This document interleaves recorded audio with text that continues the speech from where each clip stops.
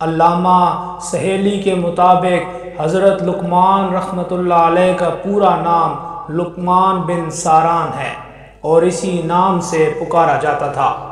آپ کو حضرت ایوب علیہ السلام کا بھانجا بھی کہا گیا ہے۔ ایک قول کے مطابق آپ نے حضرت ایوب علیہ السلام سے علم سیکھا اور حضرت داؤد علیہ السلام کا زمانہ پایا اور بنی اسرائیل میں قاضی رہے۔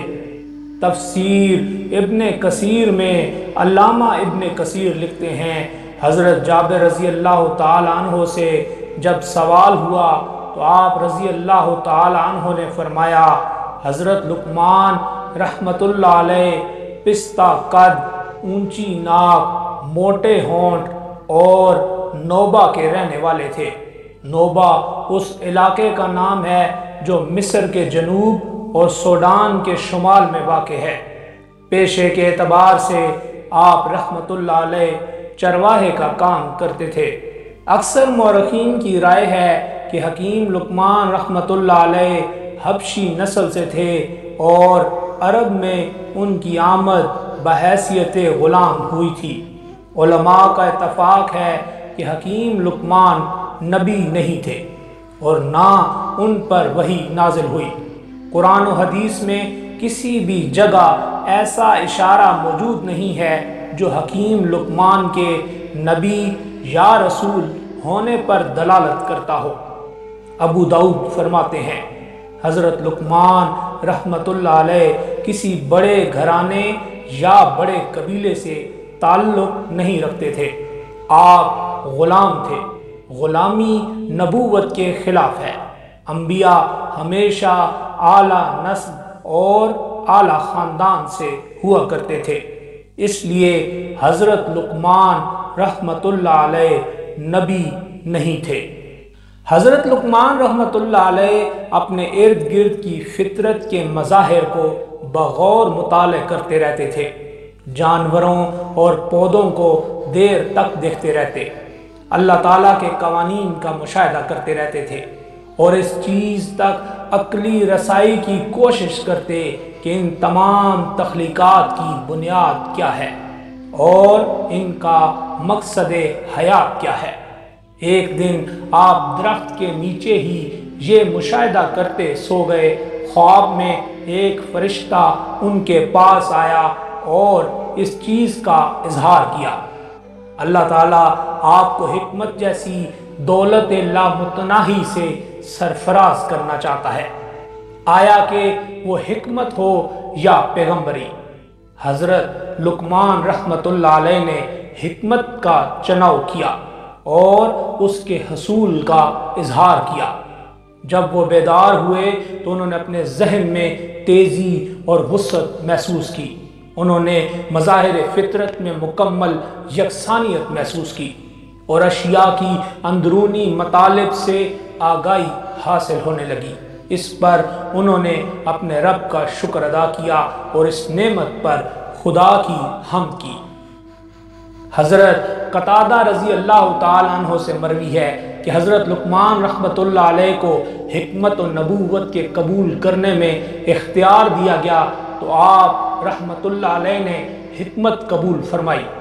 راتوں رات ان پر حکمت برسا دی گئی اور رگ و پے میں بھر دی گئی۔ صبح کو ان کی باتیں اور ان کی عادتیں سب حکیمانہ ہو گئیں۔ پیشے کے اعتبار سے آپ رحمت اللہ علیہ چرواہے کا کام کرتے تھے۔ چنانچہ ایک مرتبہ آپ حکمت کی باتیں بیان کر رہے تھے تو کسی نے کہا کہ کیا تم فلاں چرواہے نہیں ہو؟ تو آپ رحمت اللہ علیہ نے فرمایا، کیوں نہیں، میں یقیناً وہی چرواہا ہوں۔ اس نے کہا، حکمت کے اس مرتبے پر کس طرح فائز ہو گئے ہو؟ تو آپ رحمت اللہ علیہ نے فرمایا، باتوں میں سچائی اور امانتوں کی ادائیگی اور بیکار باتوں سے پرہیز کرنے کی وجہ سے۔ بعض کتابوں میں لکھا ہے کہ حضرت لقمان رحمت اللہ علیہ نے فرمایا، میں نے 4000 نبیوں کی خدمت میں حاضری دی ہے اور ان پیغمبروں کے مقدس کلاموں میں سے 8 باتوں کو میں نے چن کر یاد کر لیا ہے، جو یہ ہیں: جب تم نماز پڑھو تو اپنے دل کی حفاظت کرو، جب تم کھانا کھاؤ تو اپنے حلق کی حفاظت کرو، جب تم کسی کے مکان میں رہو تو اپنی آنکھوں کی حفاظت کرو، جب تم لوگوں کی مجلس میں رہو تو اپنی زبان کی حفاظت کرو۔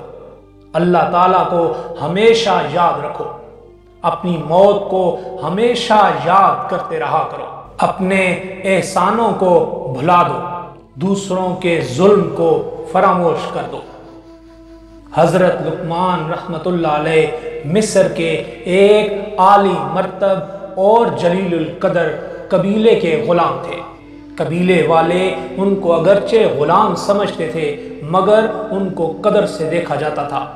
حضرت لقمان رحمت اللہ علیہ کی مقبولیت کی اصل وجہ ان کا طرز حکمت تھا۔ مالک ان کی فراست اور دور اندیشی سے متاثر ہوتا اور ان کی رائے کو اپناتا، نیز ان سے مشورہ بھی کرتا۔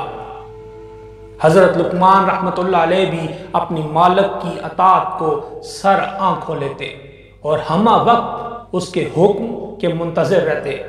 ان کے مالک کا ایک بہت بڑا ریوڑ تھا۔ دیگر غلام حضرت لقمان رحمت اللہ علیہ سے حسد کرتے مگر حضرت لقمان رحمت اللہ علیہ کسی بھی ایسی چال کو کارگر ثابت نہ ہونے دیتے تھے، بلکہ ان کا مالک جس کا نام ایک روایت کے مطابق منیب ہے، حضرت لقمان رحمت اللہ علیہ پر مکمل بھروسہ رکھتا تھا اور ان کی بات پر ہی دھیان دیا کرتا تھا۔